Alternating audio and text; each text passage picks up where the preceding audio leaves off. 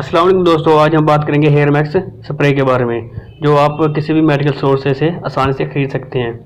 Hair max spray इस्तेमाल करने से आपके बाल जो झड़ते हैं, थिनिंग होते हैं, इससे आपके बाल झड़ना ख़त्म हो जाते हैं और इसके अलावा जो आपके बाल सिल्की नहीं होते, बालों को सिल्की भी करता है।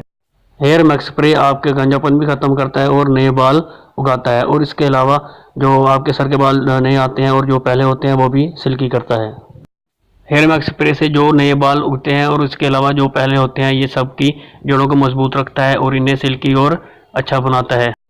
हेयर मैक्स स्प्रे के 2 पफ सुबह और 2 शाम को अपने बालों पे अच्छी तरह लगाएं, ताकि आपके सर के हर बाल तक हेयर मैक्स स्प्रे पहुंचे और आपकी बालों की ग्रोथ करे और इन्हें इनकी जड़ों को मजबूत रखे। हेयर मैक्स स्प्रे 100% आपके सर का गंजापन दूर करता है।